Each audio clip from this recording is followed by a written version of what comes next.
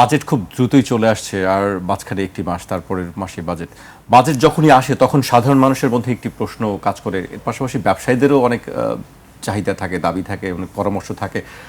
আমি বজিদ ভাইয়ের কাছে জানতে চাই যে বাজেট আসলে এবারে কেমন বাজেট প্রত্যাশা করছেন আপনি একজন? ধন্যবাদ। শুধু ব্যবসায়ীরা না, ব্যবসায়ীর সাথে জনগণ, কারণ ব্যবসায়ীরা যা উৎপাদন করেন সেটা জনগণের জন্যই করেন। আবার জনগণের যে চাহিদা সেটা যদি তার পারচেজিং পাওয়ার না থাকে তাহলে ব্যবসায়ী প্রথমেই উদ্বিগ্ন হয়ে থাকেন। সুতরাং বাজেট সকলকেই, উভয়কেই উদ্বিগ্ন করে, উদ্বেগিত করে। আর এবারেরটা তো একটু বিশেষভাবে, কারণ ব্যাকগ্রাউন্ডটা হচ্ছে এই যে গত 3 বছর অতীত সরকার এবং পরবর্তীকালে অন্তর্বর্তীকালীন সরকার, এরা গত 3 বছর বাজেটের কোনো ডিসিপ্লিন মেনটেন করেন নাই। অর্থাৎ একটা বাজেট দেওয়া হলো, অ্যানালাইসিস করে রিভাইজ বাজেট হবে, কি করব, এইসব ব্যাপারগুলো হয়নি। ওনাদেরটাতে ছিল শেষ বছরের বিষয় বলে, মাঝখানে হলো আন্দোলন, তারপরে এনারা এসে ভোট হবে কি হবে না এই চিন্তায় বেশি সময় শেষ, ফলে বাজেটের প্রতি করা হয়নি। ঠিক এইরকম একটা পরিস্থিতিতে মাত্র ফেব্রুয়ারি মাসে নির্বাচিত একটি সরকার, যার সামনে বাজেট হচ্ছে জুন মাস, এই সময়টা আসলে খুব ক্রিটিক্যাল। যদি সাধারণ নর্মাল বছর হতো, নর্মাল সরকারি হতো, সিস্টেম হতো, এত কথা ভাবতে হতো না। এখন একটা বড় ধরনের একটা রক্তক্ষয়ী আন্দোলন এবং অনেকগুলো প্রত্যাশার পরে প্রত্যেকেরই এটাই প্রত্যাশা যে there should be some discipline এবং ভালো অবস্থা আসবে, এই কথাটাই। তো সেইটা করার জন্যই যে বাজেট, সেটার আপাতত আমি ধরে নিচ্ছি এই রিভাইজ বাজেটে আর কিছু বলার কিছু নাই, কারণ আসলে কোনো কন্টিনিউইটি কোনো কিছু ছিল না এটা। হ্যাঁ, খুব বেশি নাই, সম্পূরক বাজেটও তেমন এর কিছু নাই। কিন্তু 26-27-এর বাজেটটা অবশ্যই একটা রোড ম্যাপ আকারে, একটা প্রতিশ্রুতি আকারে, একটা ইমপ্লিমেন্টেবল কর্মসূচি আকারে আসতে হবে। কারণ otherwise it would be too late to survive this economy.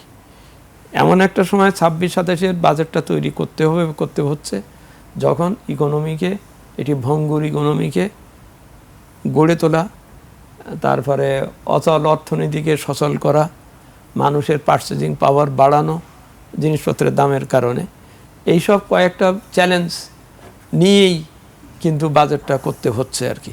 তো সেইটা করতে যেই যে প্রথম যে পয়েন্টগুলো আসতেছে সেটা হচ্ছে এই যে আপনার সম্পদ খুব সীমিত, আপনার নিজস্ব আয় তেমন নাই, কিন্তু আপনাকে প্রচুর বিনিয়োগ করতে হবে।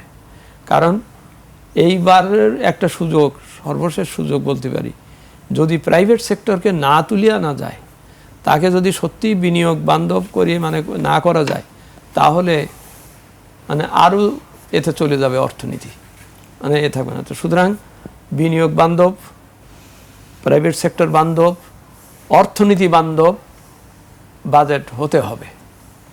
আর এর সাথে জড়িত অর্থের উৎস নিয়ে, যেমন বড় উৎস হচ্ছে জাতীয় রাজস্ব বোর্ডের রেভিনিউ। এখন সেই রেভিনিউটা আসবে কোত্থেকে? এই অর্থনীতির থেকেই তো আসবে।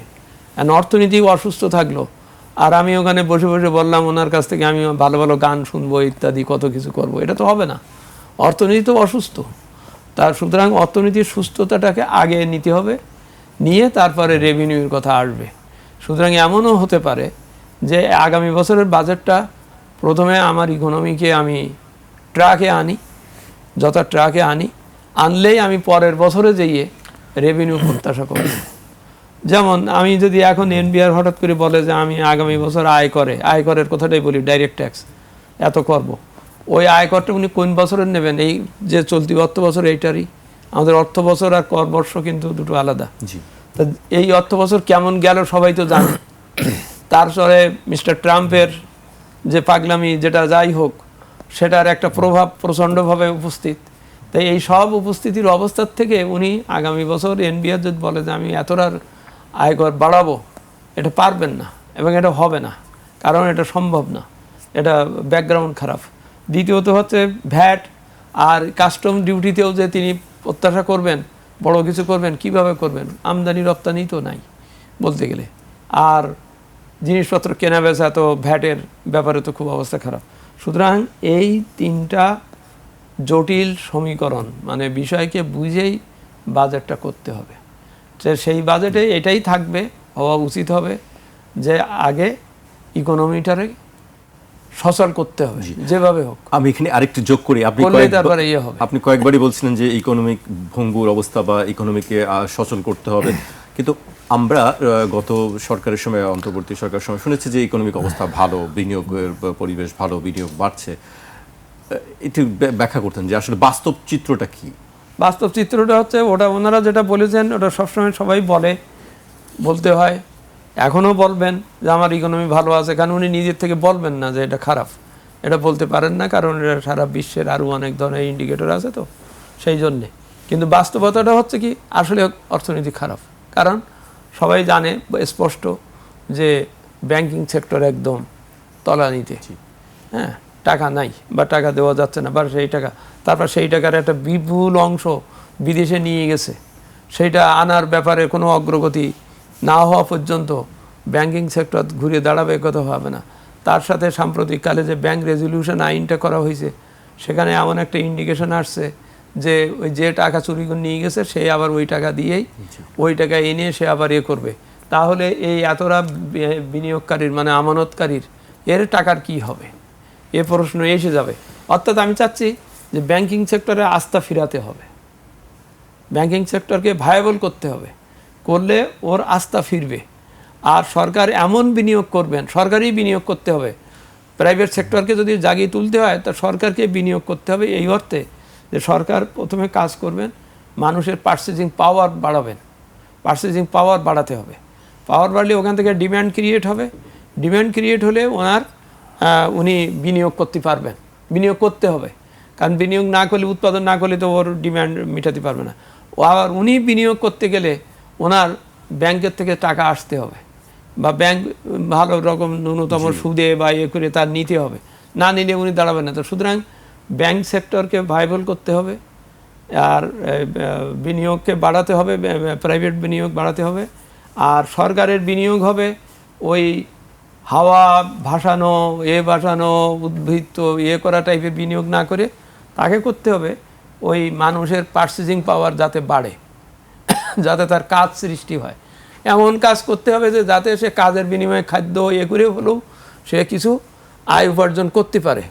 এবং এমন কাজ করতে হবে, তার এমন শিক্ষা ব্যবস্থা দিতে হবে যে ওর যেন শিক্ষায় যেন আবার আলাদা করে অতিরিক্ত খরচ না করতে হয়, ওই যেটা করে করতে হয়। স্বাস্থ্য খাতেও আমার এমন বিনিয়োগ করতে হবে, দিতে হবে যে যেন মানুষ হাসপাতালেই চিকিৎসাটা পায়, ডাক্তারের কাছ থেকে চিকিৎসাটা পায়, ওকে যেন আবার ক্লিনিকে না যেতে হয়, কিংবা ওকে যেন ব্যাংকক বা ইন্ডিয়ায় না যেতে হয়।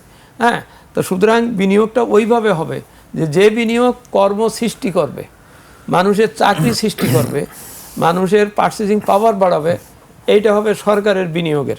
সরকার ওই বিরাট বিরাট হাই রাইজিং বিরাট একটা বিল্ডিং বানালাম, ওটার কোনো উপকারিতা নাই। একটা ব্রিজ বানাইলাম, সেই ব্রিজ নদীর পানি পথকে থামিয়ে দিচ্ছে, ওই ব্রিজে যে উঠবে সেই পয়সা, তার পয়সা নাই, এইটা না। এটা হচ্ছে এখানে বিনিয়োগের দৃষ্টিভঙ্গিটা ওইভাবে করতে হবে যে যেটা কার্যকর বিনিয়োগ সেইটা দিতে হবে, দিলেই একটা গেল এই।